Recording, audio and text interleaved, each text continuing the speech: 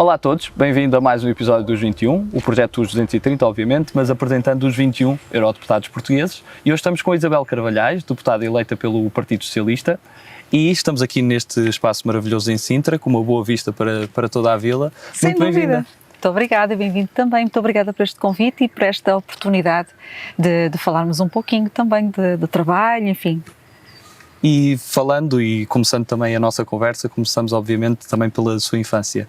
Nasceu em Angola, mas depois cresceu já em Portugal continental, neste caso no norte do país. Como é que foi essa infância? Sim, nasci em Angola, nasci na cidade, uma pequena cidade do Negage, que fica na província do Uíge, no norte de Angola. Tive depois uma passagem pelo Huambo, pela Nova Lisboa, como se chamava na altura, e vim muito pequenina, fui, neste caso, muito pequenina, com 2 anos e meio, para Braga. E, portanto, a minha infância foi entre Vila Verde, Braga, porque em Vila Verde eu tinha a minha avó materna, tinha as minhas raízes familiares, as minhas tias, e, portanto, foi uma infância com muitas dimensões, vou dizer assim.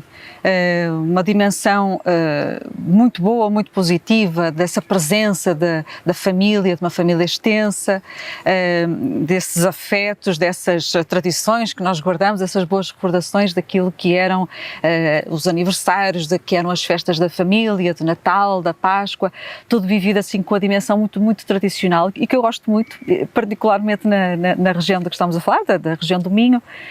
E depois também foi uma infância numa outra dimensão, muito marcada por esse processo de vinda de Angola com os meus pais, e de alguma forma sempre senti que eles me protegiam de uma certa visão do mundo, protegiam-me daquilo que era o contexto circundante, mas eu percebia-me bastante. Era muito presente no nosso cotidiano essas dificuldades de inserção que nós encontramos no início quando chegamos a Braga, que era uma cidade muito diferente daquilo que é hoje, e portanto enfrentamos uma série de dificuldades que eu, apesar dessa proteção tanto do pai como da mãe, acabava por perceber que existiam, e portanto também foi uma infância muito marcada por essa chegada e um percurso que não foi fácil. E o Minho é sem dúvida a sua região, foi onde acabou por estudar e trabalhar também, e até faz questão de dizer no seu site de ter o coração do Minho mesmo na Europa. Eu sou uma apaixonada, assim, eu adoro Portugal, pronto.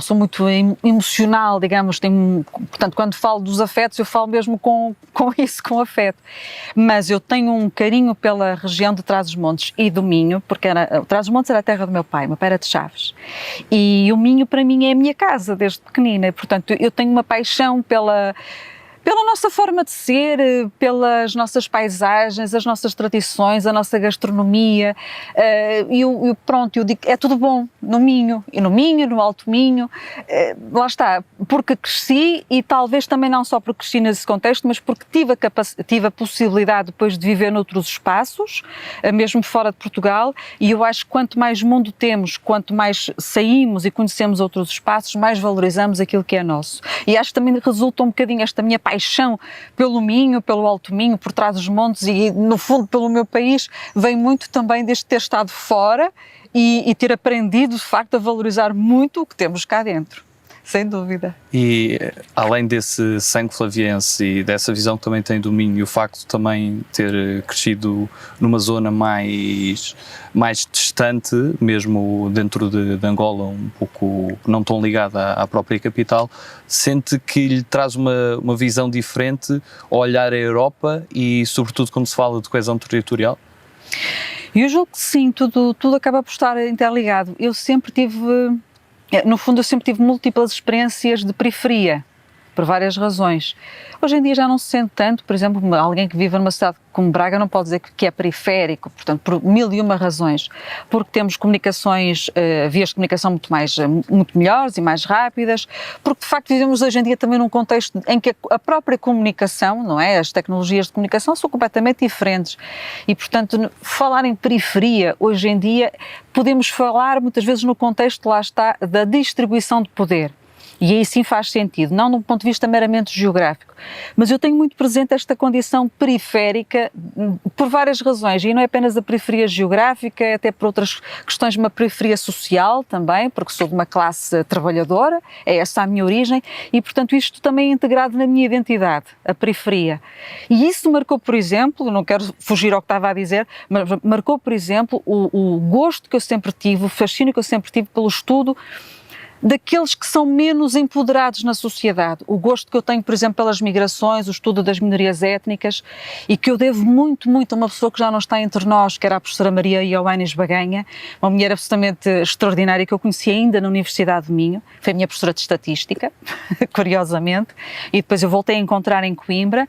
Esse gosto e essa vontade de perceber e de lutar também pela justiça social daqueles que são menos empoderados, sejam minorias, sejam os refugiados, sejam as mulheres, sejam pessoas de classes sociais diferentes, é algo que lá está, tem sempre uma explicação, e no meu caso eu sempre integrei isto na minha identidade.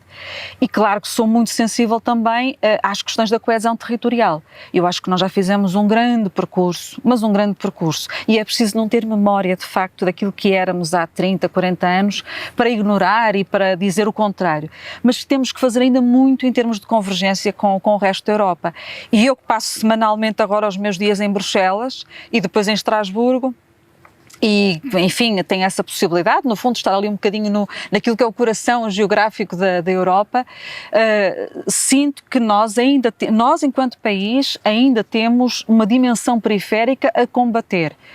Ainda estamos longe, eu sinto isso, porque, enfim, a possibilidade que nós temos quando estamos em Bruxelas de irmos a qualquer parte, na Alemanha, na Holanda, em França, de facto é extraordinária e, portanto, aqui em Portugal sinto que de facto ainda temos um esforço para fazer no sentido de uma maior coesão, de uma maior convergência com o resto da Europa, não pondo de parte, volto a dizer, tudo o que já temos feito até agora, porque é preciso de facto não nos lembrarmos o que é que isto era há 30 ou há 40 anos, e temos feito um percurso notável nesse aspecto. E de forma é que também o meio académico, de onde também fez grande parte do seu percurso, pode desenvolver as próprias regiões. Olhando para Braga, a Universidade do Minho tem sem dúvida um peso e se calhar é um dos fatores de desenvolvimento de Braga e do seu crescimento. Olhamos para Vila Real, tem o TAD, Bragança tem também o Instituto Politécnico, de forma é que de maneira diferente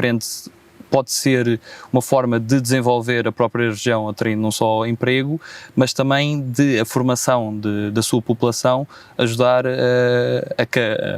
a desenvolver não só a região, mas tudo o que são as localidades, a capacidade também de trabalho que se impõe, o aumento da produtividade e também o desenvolvimento pessoal. É tudo isso que o Francisco acabou de dizer, e eu acho que das coisas melhores que Portugal fez no pós-25 de Abril e em todo este período democrático foi esta descentralização dos polos de ensino e de conhecimento, de ciência, de inovação que nós temos no país. A Universidade do Minho e eu aqui, enfim, sou quase juiz em causa própria, não é? Porque é a minha casa, é onde eu fiz todo o meu percurso académico, profissional, académico não foi todo lá, e portanto claro que sou sempre suspeita, vamos dizer assim, mas é um polo de atração.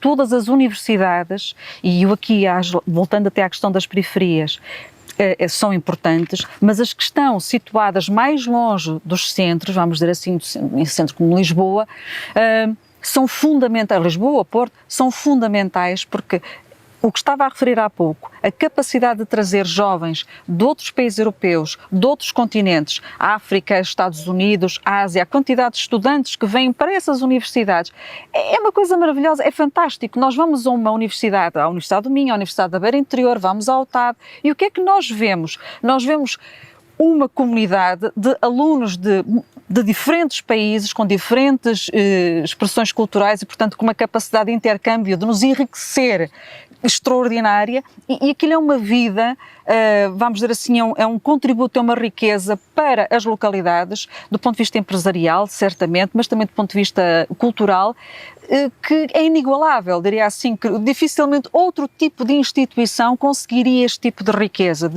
que é fantástico. A Universidade do Minho é, de facto, um grande polo de atração de conhecimento de investigadores de topo nas mais diversas áreas científicas, da medicina, das engenharias, enfim, das ciências sociais, da ciência política.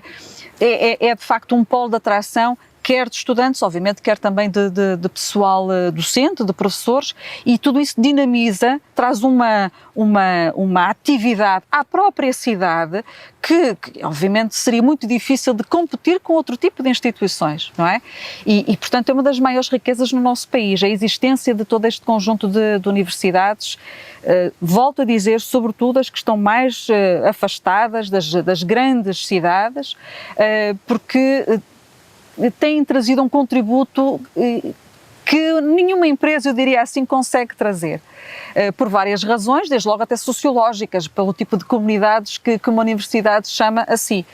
E, portanto, é uma riqueza extraordinária, sem dúvida. Como referiu há pouco, não fez o percurso académico todo na Universidade do Minho, foi estudar para o Reino Unido. Pergunto o que é que também reteve desse período e, por outro lado, também o que é que fez mudar de Relações Internacionais no mestrado para Sociologia, continuando no doutoramento que fez fora também em Sociologia. O que é que a cativou? Ainda assim por partes. Eu tenho pena de não ter aproveitado mais o período em que eu estive em Inglaterra. Eu fui para a Universidade de Warwick, na pequena cidade de Coventry. Quando eu lá cheguei é que me apercebi que havia uma expressão que era o send it to Coventry. Quando se quer dizer de uma coisa, olha, opa, isso é imprestável, é feinho. Manda para Coventry, porque é uma cidade feia. E eu aprendi a gostar daquela cidade, porque aquela fialdade que ela tem, com muito orgulho, é uma fialdade que lhe é quase como uma cicatriz que ela tem do período da guerra, sobretudo da Segunda Guerra Mundial, da destruição que sofreu. E depois, claro que a seguir tornou-se numa cidade, sobretudo industrial, de classe média, de classe trabalhadora, muito ligada até à indústria automóvel, com muitas bolsas de pobreza. Mas, como eu digo, quer dizer, eu aprendi a gostar porque fui vendo o outro lado de uma cidade com orgulho na sua identidade, no seu passado, que não tem o glamour de outras cidades, etc. Mas no início custou um bocadinho, porque de facto é uma cidade algo invernosa também, e não aproveitei muito enquanto lá estive. Só para ter uma ideia, nos 3 anos em que eu estive no Reino Unido, em Coventry, para fazer o meu doutoramento em Warwick, eu não fui uma única vez a Londres. Isto contado ninguém acredita, porque eu vivia muito focada, para já, eu já tinha projetos familiares, já tinha o meu projeto profissional com a Universidade do Minho, gostava-me imenso estar longe de casa, longe dos meus pais, longe do meu marido, e portanto eu vivia muito focada para fazer a tese, concluir a tese, voltar para Portugal, e portanto não desfrutei como noutras circunstâncias poderia ter feito. E o que eu retenho de facto dessa altura, lá está, é que a riqueza daquela cidade, de Coventry, que também tinha muitas comunidades de refugiados, eu lembro-me de afegãos, por exemplo, no período em que eu lá estive, foi a seguir ao 11 de setembro, a riqueza que ela tinha adivinha muito da presença da universidade. Mais uma vez, se não fosse aquela universidade, bom, aquilo era uma hecatombe. E se calhar Coventry, se me ouvir agora, se o mayor de lá, se o presidente de Câmara me ouvir, vai dizer, não seria bem assim, nós sobrevivíamos na mesma. Mas, quer dizer, toda a vida cultural, social, mesmo empresarial, tudo o frenesim daquela cidade deve-se um bocadinho à universidade. E, portanto, desse ponto de vista, foi uma boa experiência. Não tão explorada, como eu disse. O ir para a Sociologia, eu acho que sempre foi onde eu pertenci. E eu fui para as RI, enfim, é por isso que quando os jovens vêm ter comigo a pedir algum tipo de aconselhamento, eu não me importa, eu se calhar sou muito maternal, mas perco o tempo que tiver que perder, não é bem a perder, fico o tempo que for necessário a conversar, porque eu percebo o que é ter 18 anos, ou 17, e não saber exatamente aquilo que se quer e não estar certo das escolhas que se fazem. E quando os nossos pais têm um determinado nível cultural, etc., e têm determinadas profissões que nos podem aconselhar, etc., isso de alguma maneira facilita o nosso percurso, ou até exemplos na família, nos amigos, etc. Quando não há essas referências e temos de construir tudo de raiz, torna-se um bocadinho mais difícil. Porque, como eu disse, os meus pais eram de classe trabalhadora e, portanto, os referenciais que nós tínhamos eram um bocadinho diferentes. Eu não tinha propriamente a experiência de ter o meu pai médico ou a minha mãe professora para ter alguma ideia de como é que seria o meu percurso profissional. E eu escolhi Relações Internacionais, essencialmente, eu digo sempre isto porque é mais pura verdade e é de uma ingenuidade, que é por isso que eu compreendo muito bem quando chegamos ali aos 17, 18, 19 anos, e andamos com dúvidas o que é que eu vou fazer. Escolhi porque eu gostava de línguas, mas não queria ser professora. E, portanto, não vou dizer ao engano, porque eu adorei o curso que eu fiz e acho que a RI da Universidade do Minho ainda hoje é um grande curso e vai continuar a ser. Portanto, eu adorei tudo aquilo que aprendi. Mas depois, lá está, durante aquele percurso, eu sabia que a minha identidade tinha muito mais a ver com o explorar, sobretudo, do lugar do cidadão na sua relação com o Estado. E não havia propriamente na sociologia, pelo menos na Universidade do Minho, e, enfim, que eu conhecesse naquela altura, não havia, do ponto de vista, por exemplo, de doutoramento, nada que me ajudasse a seguir, a desenvolver esse percurso. Em Sociologia, no mestrado da Universidade de Coimbra, que eu fiz com o professor Boaventura Sousa Santos e com o professor Arriscado Nunes, que também era um espetáculo, e a professora Ioannes Baganha, e eu consegui fazer essa ponte, essa ligação, aquilo que se pode chamar quase uma sociologia política, em que eu aproximei de facto aquilo que era o meu interesse de continuar a estudar o Estado, mas não na ótica do direito constitucional, não numa ótica tão formalista, tão institucional, mas trazendo para a sociedade, estudando ali a relação do indivíduo, do cidadão com o Estado. E depois consegui fazer isso precisamente na sociologia de Warwick, porque não era a sociologia do trabalho, não era a sociologia das organizações, não era a sociologia das religiões que eu pretendia, era essa sociologia em que se olha para o indivíduo na relação com o Estado. E como é que essa relação historicamente se construiu, porque é que ela tem determinadas vertentes mais frágeis, menos bem conseguidas em determinadas democracias e não noutras, e portanto foi um percurso que eu fui intuindo que era esse que eu queria e que me permitia precisamente estudar aquilo que já há pouco disse, que era as formas de empoderamento dos que são menos capazes na sociedade. Daqueles que historicamente, como é que historicamente, por exemplo, a classe trabalhadora se tornou na classe trabalhadora? Não é? Como é que historicamente as mulheres chegam ao poder e, portanto, esta ideia de perceber como é que quem, à partida, sai de uma posição vamos dizer, de inferioridade e consegue fazer-se ouvir numa esfera fundamental, que é a esfera de tomada de decisões políticas, era isso que eu queria fazer. E portanto, consegui fazer esse percurso, tanto em Coimbra como depois na Universidade de Warwick, no Reino Unido. E tendo essa experiência, onde é que vê o indivíduo no meio político? Por exemplo, há muito, se não me engano, é a lógica de constante que há o desafio de equilibrar a liberdade individual com a liberdade coletiva e dessa necessidade de vivência em comunidade, nomeadamente também as questões de solidariedade que se impõem e de Estado Social. Como é que vê e o que é que lhe trouxe essa visão mais também académica? Esta visão mostrou-me sobretudo uma coisa que eu acho que é muito importante. O indivíduo tem que estar na política. Estar na política não é estar só, exclusivamente, na vida partidária. Nós somos da polis. Aliás, quando nós dizemos que o Aristóteles dizia que o homem era um animal político, não era nesse sentido de ser um animal que gosta muito da política, gosta do poder. Acho que não era só nesse sentido, ou não era essencialmente nesse sentido, mas no sentido em que ele só faz sentido na polis, ele só faz sentido em comunidade.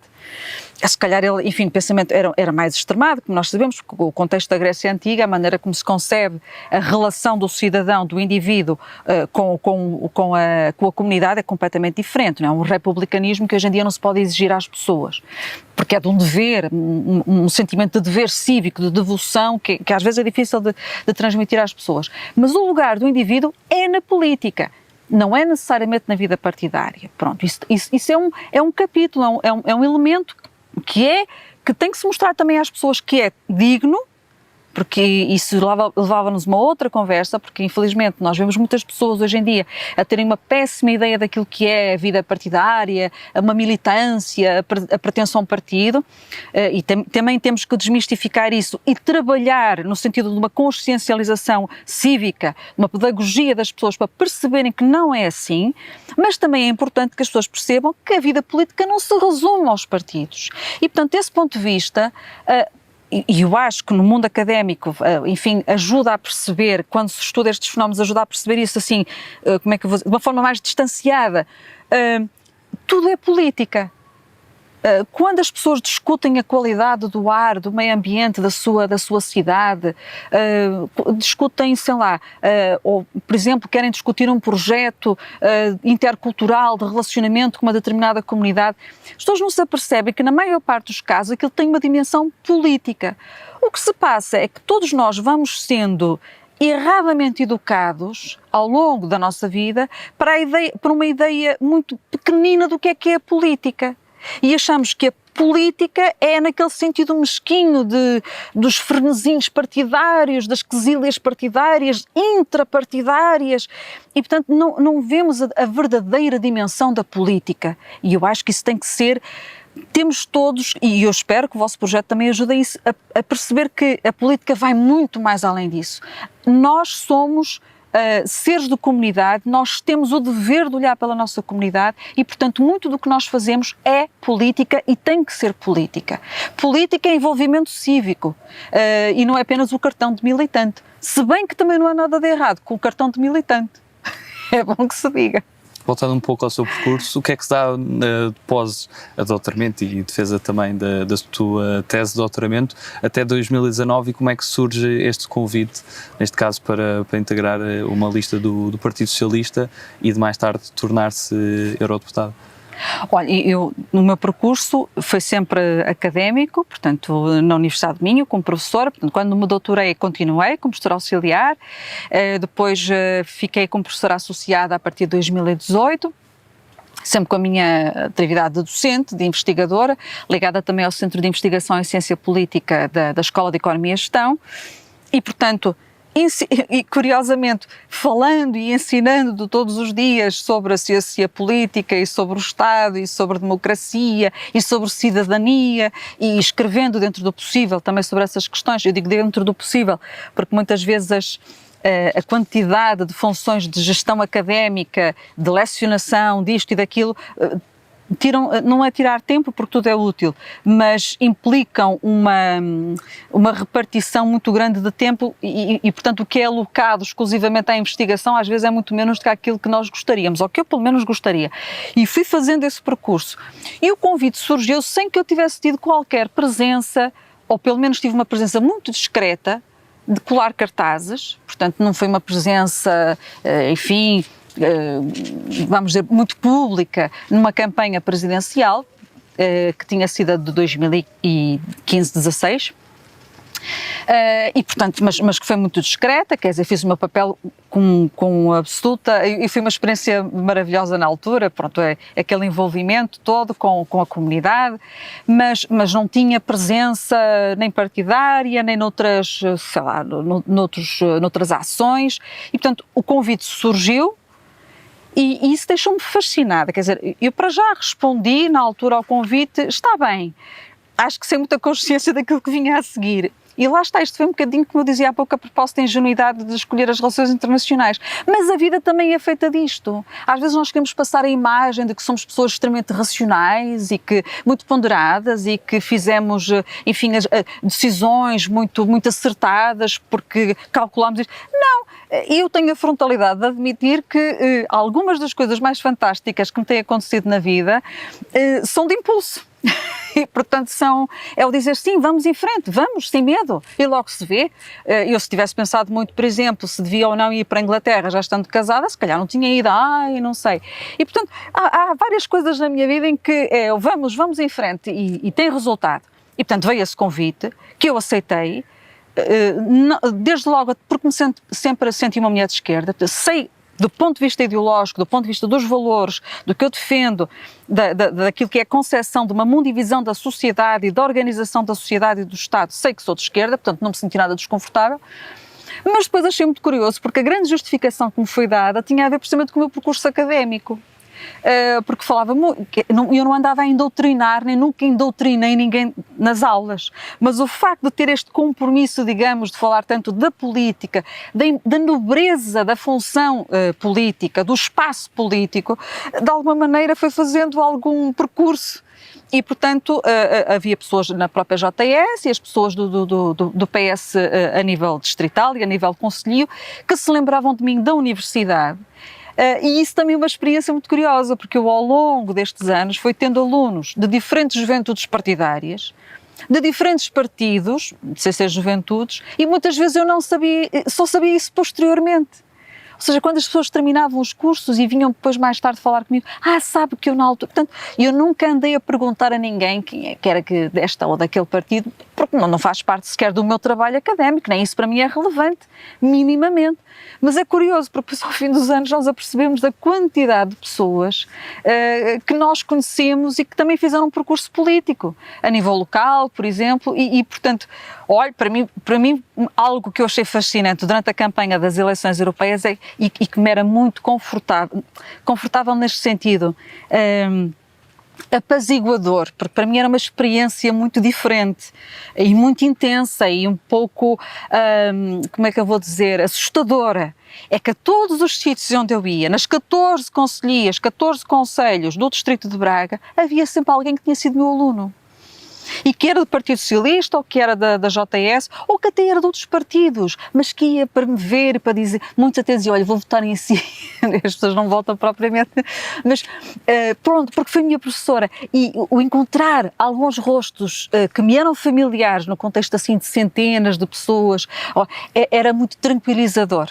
Sobretudo para quem estava pela primeira vez naquelas andanças e, portanto, foi uma aventura, foi uma grande aventura, sem dúvida. E já no Parlamento Europeu, qual é que foi o momento mais marcante que teve e que viveu? Olha, um momento mais marcante, histórico, foi o Brexit. Porque assisti, no fundo, a todas aquelas discussões, ainda estive em algumas reuniões da Comissão de Pescas, por exemplo, com os colegas ingleses que queriam ir embora e os que queriam ficar. Foi um sentimento pesado na altura? Foi um sentimento pesado, foi tudo muito emocional, porque havia pessoas, nós todos, por exemplo, no grupo do SID, estávamos tristes, as pessoas choravam, estavam mesmo muito emocionais, estavam em baixo. Claro que eu via de uma forma um bocadinho mais como observadora, porque estava a chegar, mas notava-se que era um ambiente triste, pesado, e depois ao mesmo tempo aquele contraste dissonante de haver colegas, como por exemplo do UKIP, que estavam contentíssimos e faziam festa e estavam, era urras. Com as bandeiras completamente, e com flutos de champanhe, andavam por lá nos corredores, é uma coisa assim. E, portanto, foi quando eu cheguei, passado alguns meses, enfim, foi logo dos momentos históricos que eu achei mais marcantes, e o poder estar ali naquele contexto e a ver tudo assim na primeira pessoa, por assim dizer. Portanto, foi logo esse momento, sem dúvida. E acha que ainda voltam? Eu diria que no futuro talvez isso aconteça. Se calhar não todos, mas... Repara, a Inglaterra nunca foi, sempre teve o seu quê de outsider. Quem conhece a história e... Aliás, o Yes Minister até fala muito disso. Sim, toda a história da entrada do Reino Unido para a União Europeia sempre revelou ali, enfim, algumas reticências, uma forma diferente de ser. Enfim, quem conhecer aquela história percebe que eles sempre foram... eu lembro-me de um colega meu irlandês que apresentou um trabalho na Universidade de Minho, precisamente. Era um trabalho de estudo, de análise de conteúdo sobre a forma como os mídias tinham tratado a entrada para a União Europeia e agora a saída da União Europeia. E já na altura da entrada, o entusiasmo não era nenhum. Portanto, ele trazia mesmo excertos de entrevistas e de jornais, de artigos de jornais, e, portanto, comparado com aquilo que era o entusiasmo, por exemplo, sei lá, de uma Grécia, de Portugal, de Espanha, quando aderimos, uma coisa fantástica e noticiada, a forma como eles viveram teve sempre ali um misto de suspeição, de reserva, de reticências, muito pragmatismo. Era algo que lhes parecia útil, mas vamos lá. E, portanto, no contexto deste pragmatismo todo, em política, por que não? Daqui por alguns anos, eu acho que muitos setores da sociedade britânica, que até seriam defensores do Brexit, percebem que se calhar não terá sido de facto a melhor opção. E, portanto, vamos esperar mais algum tempo. Nomeadamente os utilizadores de automóveis neste momento estão a passar mal com essa questão. Como é que é, obviamente estamos num período de Covid-19, é sempre atípico, mas como é que é uma semana normal na sua vida, nomeadamente com o trabalho das comissões em que está presente, como a efetiva e como suplente? É um trabalho muito frenético e cada dia é sempre diferente do outro. E, portanto, a impressão que eu tenho é que ao fim de uma semana vivi várias semanas. E, portanto, quando eu quero dizer, na segunda-feira, não sei se foi na segunda ou se já foi há 15 dias, porque parece que aconteceram 1001 coisas. Isto porque tenho presença nas 3 comissões e adoro estar nas 3 comissões. As delegações também têm presença, mas as delegações têm uma função, digamos, uma periodicidade diferente. É um trabalho diferente, muito menos trabalhoso, digamos, estamos presentes, acompanhamos os dossiês, etc., mas não se compara com o trabalho das comissões. E para além destas 3, tem a outra que também é muito delicada, muito sensível, que é a comissão uma comissão, digamos, de inquérito sobre as condições de transporte dos animais, sobre o bem-estar dos animais durante o seu transporte. E, portanto, entre reuniões de shadows, as reuniões de sombras dos vários relatores, entre o preparar comunicações, o procurar também ter sempre alguma presença com a sociedade civil, enfim, os dias são eu gostava que tivessem mais de 24 horas, mas não têm.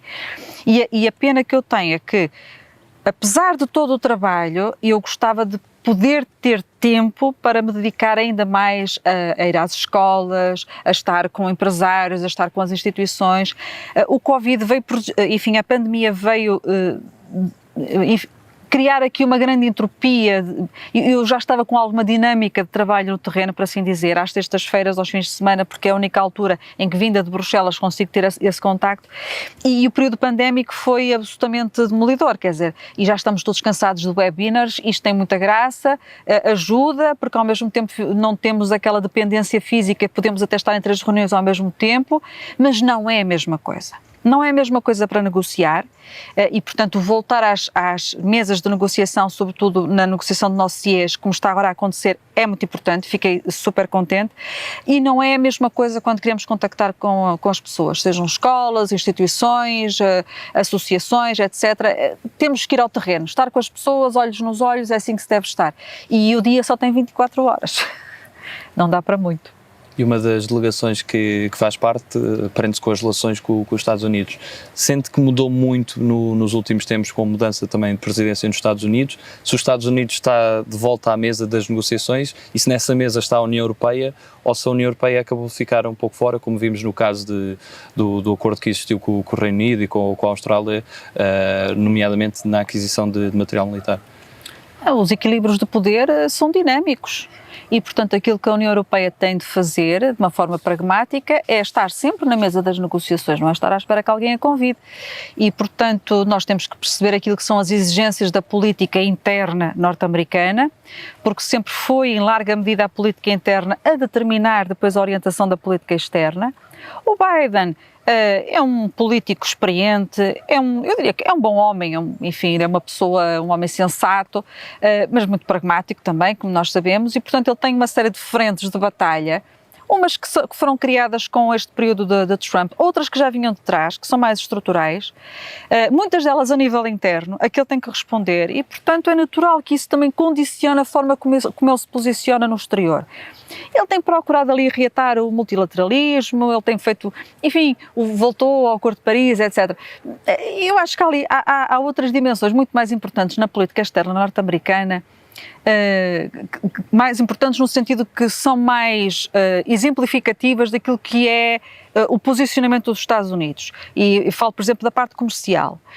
E que revela muito precisamente a forma como os Estados Unidos estão a tentar de alguma maneira recuperar um tempo perdido neste período de Trump. Isso levava-nos agora a uma longa conversa, porque também já, no fundo, aquilo que Trump fez nesse período do ponto de vista comercial foi simplesmente tornar visível, de uma forma, diríamos até assintosa e deselegante, algumas das como é que eu vou dizer, alguns dos melindres que os Estados Unidos, mesmo com os democratas, já tinham relativamente, por exemplo, à WTO. Pronto, para dizer assim de uma forma resumida. A Europa tem que ver os Estados Unidos continuamente sempre como um parceiro estratégico, sem dúvida, sempre foram ao longo destes 70, 80 anos. Agora, também não nos podemos esquecer que nós sempre fomos bons parceiros para os Estados Unidos na ótica dos seus interesses. E é assim com qualquer potência, E, portanto, temos que nos acomodar um pouco a isso e temos que procurar ser cada vez mais autónomos, criando relações fortes com outros atores globais. Nós não podemos deixar de nos relacionar com a China, ou com a Rússia, ou com a Austrália, ou com a Índia, ou com o Sul global, por causa dos Estados Unidos, ou também não nos podemos relacionar com esses atores só em função dos Estados Unidos. Nós andamos aqui há tantos anos a falar da tal Global Actorness da União Europeia. A União Europeia, como um ator global, ela tem que se saber posicionar e, portanto, isto também traz responsabilidades e traz dissabores e, portanto, nem tudo é bom neste processo. E, portanto, eu sinceramente, esta semana, por exemplo, ouvia falar de acabou-se a lua de mel com os Estados Unidos. Eu acho que só tem ilusões, só se desilude quem tem ilusões. Os Estados Unidos fazem aquilo que acham, do ponto de vista muito pragmático, o que é melhor para a sua gestão interna, para os muitos problemas que têm. E nós temos que ter a inteligência suficiente de procurar continuar numa boa relação, numa relação aberta, franca com eles, a lutar também pelos nossos interesses. Por exemplo, os Estados Unidos neste momento são altamente críticos daquilo que nós pretendemos que seja a nossa estratégia para a agricultura e para os sistemas alimentares nos próximos anos. Nós temos uma determinada ideia daquilo que devem ser sistemas alimentares equilibrados, sustentáveis, resilientes, mais verdes, uma economia descarbonizada. E eles, por exemplo, acham que a forma como nós estamos a conceber a estratégia do prado ao prato, as etapas, enfim, as metas que nós estamos a propor para se conseguir uma economia descarbonizada, que são completamente disruptivas. E o pior é que depois podem arrastar outros países com eles também nesta leitura. E portanto, isso é que nos deve preocupar. Como é que nós conseguimos levar avante, de uma forma convicta, mas funcional, não é? Aquilo que é, por exemplo, o nosso grande objetivo de concretização do Green Deal, do Pacto Ecológico Europeu. E, enfim, tudo isto implica compreender as limitações e as ambições de todas as partes. E, portanto, voltando àquilo que eu estava a dizer, a Europa não tem que estar muito preocupada ou tão preocupada com aquilo que são os grandes objetivos estratégicos dos Estados Unidos. Será que estão a mudar a sua posição na relação transatlântica? Nós é que temos que saber para onde é que queremos ir. Portanto, é um bocadinho isso. E eu acho que até mesmo este sentimento, estas reações relativamente a alguns comportamentos menos simpáticos por parte dos Estados Unidos, como foi agora este acordo, com a Austrália e com o Reino Unido, revelam também a nossa dependência ainda, a forma como nos pensamos politicamente, dependentes dos Estados Unidos. E, portanto, eu não sou contra nenhuma cisão com os Estados Unidos, nada disso. Mas há que crescer também do ponto de vista daquilo que é a nossa política de defesa e de segurança, por exemplo. Há que crescer e perceber essas limitações. Passamos a um conjunto de perguntas mais dinâmicas também sobre a União. A primeira pergunta que lhe faço é: o que é que Portugal ganhou com a União Europeia? Muito. E numa relação de win-win, todos ganham sempre alguma coisa, se calhar nunca se ganha tudo, não é esse o objetivo, mas ganhou-se muito. E, portanto, eu sou europeísta e acho que foi das decisões históricas mais importantes e impactantes para Portugal. Não significa que tudo seja bom e que não haja muito a fazer, mas ganhou muito. E qual é o maior problema da União Europeia? O grande problema da União Europeia é conseguir passar para os seus cidadãos a ideia de que a sua linguagem sobre o projeto europeu, os valores europeus, é uma linguagem atual. E isto tem que descer à terra. Porque eu compreendo, e quem gosta de história compreende isto, que de facto é um projeto de paz, de prosperidade, como não há memória no continente europeu. E, portanto, é preciso ignorar tudo aquilo que foi a história da Europa para dizer o contrário. Mas as pessoas não vivem disto. As pessoas no seu dia-a-dia têm muita dificuldade em incorporar estas narrativas. O que é que me interessa, sobretudo pessoas jovens, por exemplo, o que é que me interessa aquilo que aconteceu há 70 ou 80 anos, isso foi um projeto de paz? O que é que isto significa? Que a Europa tem que conseguir, no dia-a-dia das pessoas, tem de conseguir que esse projeto seja sentido no seu cotidiano, por exemplo, através da concretização do Pilar Europeu dos Direitos Sociais. Isso é que é muito importante.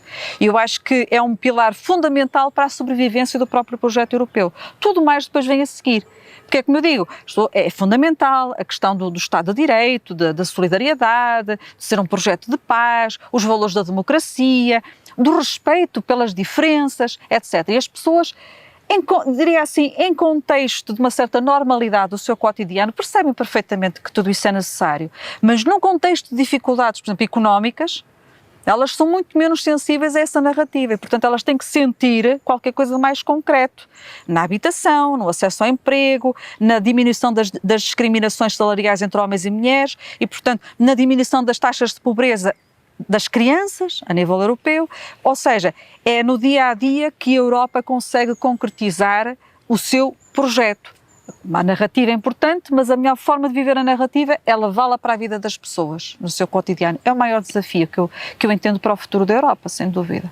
Se não vivesse em Portugal, qual era aquele país da União Europeia que gostaria de experimentar viver, por exemplo, por um ano? Por um ano, porque eu gosto muito de Portugal.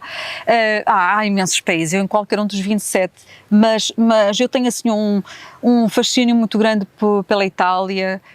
Mais sul ou norte? Sul. Lá ir assim para Nápoles, lá para o sul, para a Sicília, onde tenho uma grande amiga de doutoramento que está-me sempre a dizer que tenho que lá ir passar uma temporada com ela. Iria certamente assim para um país do sul ou para a Grécia e com jeitinho até me punha lá no norte da África, já não estava na Europa, porque sinto sempre uma afinidade cultural grande com todo o sul e com o Mediterrâneo e curiosamente, e tenho esta experiência de várias vivências na minha vida, de me sentir mais próxima culturalmente e com aquela sintonia que quase nem precisamos de palavras, com pessoas de países do Norte da África e do Sul da Europa, com países do Norte. E eu não gosto nada disso, porque significa que também me falta mundo do ponto de vista da experiência com pessoas, com as comunidades nórdicas. E se calhar até nem me fazia mal nenhum ficar um ano a viver na Finlândia. Enfim, já lá estive a título académico, por um curto período de tempo, mas acho que é importante às vezes até evitarmos precisamente os sítios onde estamos mais confortáveis do ponto de vista cultural, que é para ver se crescemos e até se nos libertamos de alguns preconceitos que possamos ter, mas isto acontece. Passamos a um conjunto de escolhas. A primeira escolha é sempre a mesma em todos os deputados e eurodeputados, é sempre entre humildade e ambição. Ambição sempre com humildade. Cães ou gatos? A cães.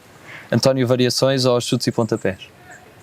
Os chutes que me perdoem, mas o António, lá de cima da Mares, António Variações. Mercado livre ou comércio de proximidade? Os dois são compatíveis. Gosto muito e acho que é fundamental o comércio de proximidade, mas também compreendo que mercado livre é que nos permite a expansão, enfim, posicionar-nos como uma potência a nível mundial. Bom Jesus ou Montmartre? Bom Jesus, o que é que isso? Sonho ou realidade? As duas coisas são fundamentais. A realidade tem que ter sonho, sempre. Liberdade ou segurança? Também vou para as duas, o que é que vai fazer? Liberdade. É um equilíbrio das duas. Pois é liberdade e segurança. Eu sou como um anúncio da Volvo aqui há alguns anos atrás, que é a liberdade e a segurança. Se calhar vou um bocadinho mais para a segurança, apesar de tudo tendo a ser um pouco conservadora. Sim. Schumann ou Delors? Até pelo percurso de vida dele, o Delors. Apesar do Schumann ser mais inspirador, mas o Delors. Campo ou cidade? Campo. Burocrática ou pragmática? Pragmática. Poesia ou prosa? As duas. Paixão. As duas. 1 euro ou 200 escudos? Eu acho que o euro, sem dúvida. Foi uma escolha que nós fizemos. O euro, mas também lhe digo, o euro ou qualquer outra coisa, desde que dela sempre resulte mais igualdade social. Ou seja, enfim, que num contexto não interessa qual a moeda, que haja maior igualdade salarial e mais justiça entre homens e mulheres, por exemplo, nas mesmas funções, ainda para mais, que é sempre algo que me preocupa, que é um combate que nós temos na nossa sociedade. Já estivemos mais longe, mas continua a ser um combate para ganhar. E além da sua atividade profissional e da sua missão, o que é que lhe dá mais gozo fazer na vida? Opa! É estar com a minha família, é o meu filho, ouvir o meu filho a tocar piano, é viajar, adoro viajar com o meu marido, somos assim uns eternos apaixonados pelas viagens, é o desfrutar do espaço com a família, coisas muito simples, não preciso muito mais. Voltando às escolhas, Constituição para a Europa ou Tratado de Lisboa? Constituição. NATO ou Exército Europeu? Se calhar os dois são conciliáveis. A NATO é muito importante. Agora também não vamos lá dizer mal da NATO. A NATO continua a ser muito importante. Enfim, fico aqui na dúvida. Só o Exército Europeu não. Decididamente. Sozinhos e rápido ou juntos e longe? Sempre juntos e longe. Estrasburgo ou Bruxelas? Eu gosto das duas. Estrasburgo como capital do Parlamento, capital sede do Parlamento Europeu. Eu entendo, simbolismo. Sim, o simbolismo, enfim, também sabemos um bocadinho aquilo que é a retórica francesa, mas essa retórica não invalida o simbolismo histórico. Lá está, também é preciso respeitar essa história e o que é que Estrasburgo significa. Eu acho que se calhar se as pessoas até se conhecessem mais a simbologia histórica de Estrasburgo e aquilo que ela foi no contexto, por exemplo, das guerras, respeitariam mais esta insistência da França, claro que também é motivada por questões económicas, etc., mas acho que não é, digamos, uma justificação disparatada, pelo contrário, historicamente, se calhar há outras coisas que fazem menos sentido. Eu gosto das duas cidades, mas para o Parlamento, Estrasburgo, uma vez por mês, custa um bocadinho, mas acho que a história o justifica. Mozart ou Beethoven? Mozart. O Mozart é o pai de tudo. A seguir é que vêm os outros. Eixo do Mal ou Lei da Bolha? Eu sou franca, eu não costumo ver muito programas, eu não gosto muito de assistir à conversa dos outros. Eu gosto de conversar. E quando não tenho muito para conversar, porque acho que a gente só deve falar daquilo que sabe, e às vezes somos convidados a falar de coisas mesmo quando não sabemos. Olha, se calhar hoje é o caso também, como da NATO e que ainda estou aqui a pensar, do Exército e tal, a questão da autonomia, mas prefiro sempre conversar, ou então quando não sei, estudar e ler, do que estar a assistir à conversa dos outros. Não tenho muita paciência. Federação ou Confederação? Federação. Qual é que é a figura histórica que mais a inspira? Ou que inspirou mais o seu percurso também? Eu não faço a mínima ideia, são tantas. Sim, não é necessariamente só uma. São muitas ao longo da história. Não há nenhuma, lá está, que eu esteja a visualizar como mais importante, são várias. Há aquela figura, ao conjunto de pessoas que, neste caso viva, que se tivesse a oportunidade para almoçar, nomeadamente, que seria sem dúvida um convite, uma pessoa que nunca conheceu. Não. Olha, há imensas pessoas com quem eu não me importaria de ter um almoço ou lanchar, pessoas anónimas que nós conhecemos, que têm histórias de vida riquíssimas, narrativas formidáveis e que aprendemos imenso com elas. As grandes figuras, eu podia dizer assim, para parecer bonito, uma escritora africana, não sei o quê, um grande poeta, ou político X, só que eu acho que em termos concretos, se eu tivesse a possibilidade de almoçar com eles, e às vezes essas coisas acontecem, por exemplo, os atores, né? Vai almoçar ou vai fazer qualquer coisa, o gatinho está ali a passar, não, é um pavão, acho que é um pavão. Mas a verdade é que eu acho que as pessoas não têm paciência para isso e, portanto, provavelmente ia ser uma conversa pouco inspiradora, enfim, muito monótona e aborrecida para a outra pessoa e para mim se calhar ia ser uma completa desilusão. Não vale a pena. Conhecer os ídolos. Mas o top 3 tem sido entre Barack Obama, Papa Francisco e António Guterres. Não me importava. São 3 opções. Sim, não me importava nada. E no mundo da música, tem assim alguma preferência? Eu adoro música, e adoro mesmo música, desde música clássica até o que seja mais contemporâneo. E tem muitas referências e tem muitos compositores que eu gosto. Sei lá, hoje a propósito de uma outra coisa, estava a falar da Nina Simone, que é uma mulher que eu aprendi a gostar e descobri na universidade. E portanto tenho uma paixão pelas vozes das mulheres negras, aquela força, e ela não era só uma cantora, era uma grande compositora. e uma grande ativista, portanto, uma pessoa muito completa também no seu percurso. Por exemplo, outros haverá, mas estou agora a recordar-me, até porque hoje já falei dela. E no mundo da literatura? Da literatura, mais uma coisa complicada porque eu leio imenso e gosto de muitas coisas, gosto de livros históricos, gosto de romances históricos, gosto de muita coisa. Não lhe sei dizer assim de repente um livro que eu tenha lido, porque eu digo sempre, este livro é fascinante, e depois vem outro e que também mexe as medidas, e portanto não tenho uma obra de referência. Lembro-me já agora, e vai ser rápido, um dos primeiros livros que eu li, eu era muito pequena ainda, e portanto vi-o com um olhar próprio de quem só tinha 10 anos, que era O Retrato, do Nicolau Gogol, que não é propriamente um livro, enfim, uma literatura que eu agora esteja a recomendar, nada disso, mas que era muito interessante, me marcou muito porque era uma mensagem de que nós devemos sempre ser perseverantes naquilo que acreditamos que é a nossa identidade. Por exemplo, naquele caso, a identidade artística. E nunca nos vendermos àquilo que nos parece um percurso mais fácil. E eu li aquilo com 10 anos, interpretei à minha maneira, e ao longo da vida fui-me sempre recordando daquele retrato do Nicolau Gogol. Ouvi no outro dia num podcast que era o 45 Graus, em que o convidado é um artista e falava exatamente da questão de, por vezes, quando temos um artista preferido, de acharmos que tudo o que ele produz é bom. E às vezes perdemos um pouco a noção do que é uma arte, independentemente de ser subjetiva, de maior qualidade ou de menor qualidade. Ou seja, às vezes também essa diversidade é o que procura. Sim, lá está, eu compreendo que isso aconteça porque nós também desenvolvemos uma relação de afetividade com aquela pessoa, portanto estamos habituados àquele cantor ou àquele escritor e portanto a dada altura temos dificuldade em nos distanciarmos do trabalho que faz, tal como estava a dizer, portanto eu compreendo que isso aconteça, mas eu procuro não o fazer de facto. O que interessa é a arte pela arte, é aquilo que se produz, independentemente de ser por esta ou por aquela pessoa, e portanto não me fidelizar àquele nome, àquela marca, porque dali é que vem qualquer coisa boa, e é o que eu procuro. Passando agora a um conjunto de palavras soltas, e pedia que me dissesse numa ou em poucas palavras o que é que associa a cada uma. Primeiro, neste caso, um conjunto de palavras que escolhi é zonas rurais.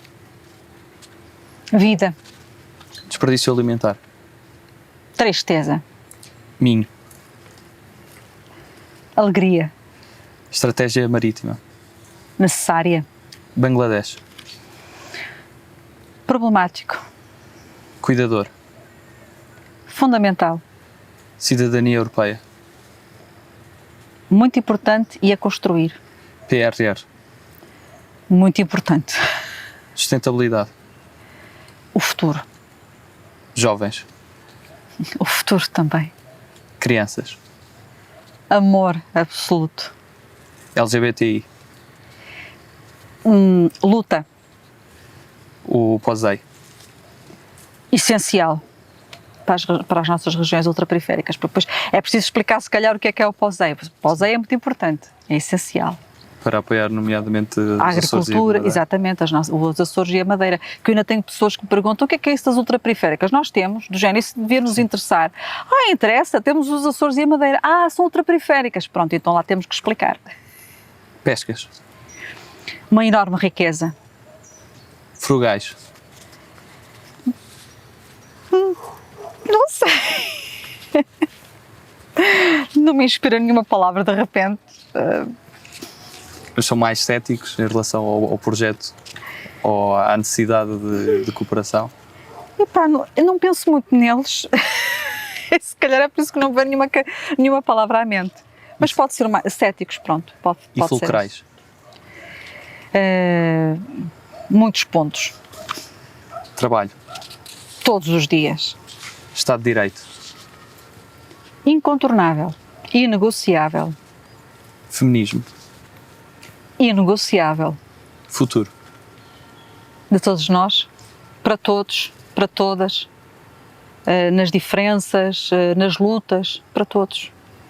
E se pudesse resumir a União Europeia numa palavra, que palavra é que escolher? Uma palavra muito, já usada por muitos: casa. Casa. Espaço comum. E Portugal? Portugal. Coração. Coração. uma palavra só. Para terminar, que mensagem é que gostaria de deixar a todos os portugueses e europeus que possam acompanhar também? A todos os portugueses e às portuguesas, enfim, aqueles que chegarem a ouvir, que tenham muita confiança em si. Nós somos muito bons no que fazemos, somos respeitados, somos reconhecidos e ninguém, e isto não sou eu que digo, porque já alguém muito mais importante disse um dia, ninguém é substituído e substituível. Portanto, ninguém é, como é que se diz? Descartável. Todos somos precisos, todos somos necessários e temos que procurar, que eu diria também às pessoas que é fundamental que elas procurem informação, procurem ser ouvidas, mas que não caiam nem algo que eu estou a ver de uma forma muito sistemática a acontecer na sociedade, que é o desacreditar na política, desacreditar nas pessoas. Não há razão para que isso aconteça, porque há muitos projetos de valor, há muitas pessoas convictamente a trabalhar em prol da comunidade, em prol do bem comum e, portanto, todos são necessários, todos são importantes e todos temos que nos fazer ouvir. E eu acho que é preferível essa luta pela positiva do que cairmos no discurso negativista, do que isto está tudo mal e portanto, não vale a pena acreditar nos políticos. Todos somos políticos. Era outra coisa que eu gostava de dizer às pessoas. Todos são políticos, no seu dia-a-dia, a forma como se envolvem com a sociedade, como leem jornais, como fazem a sua análise, a sua crítica, todos são políticos. E o político é uma pessoa que tem uma função em particular de ajudar a construir, de gerir formas de construir o bem comum. E, portanto, é uma pessoa que também tem que ser respeitada. E temos que condenar e pôr de parte os comportamentos que não são relevantes, que não são dignos, mas também temos que salvaguardar aqueles que são dignos, que são relevantes, que são sérios. Só se leva para a política aquilo que se tem. Quem não tem seriedade também não a leva para a política. Mas a política em si não é um espaço destrutor e destrutivo das pessoas. É um espaço muito nobre e, portanto, todos são convidados a estar presentes e ativos na política. Isabel Carvalhais, foi a entrevista. Muito obrigado pela sua participação. Obrigada eu. Muito obrigada, Francisco. E obrigado a todos lá em casa. Continuem a acompanhar o projeto 230, as várias entrevistas aos deputados e também aos eurodeputados portugueses. Um abraço especial a todos os que nos acompanham aqui em Sintra e em todo lado, também para a companhia que tivemos aqui de uns pavões especiais. Mas continuem a acompanhar o projeto e a dar o vosso feedback. Obrigado a todos. Até à próxima.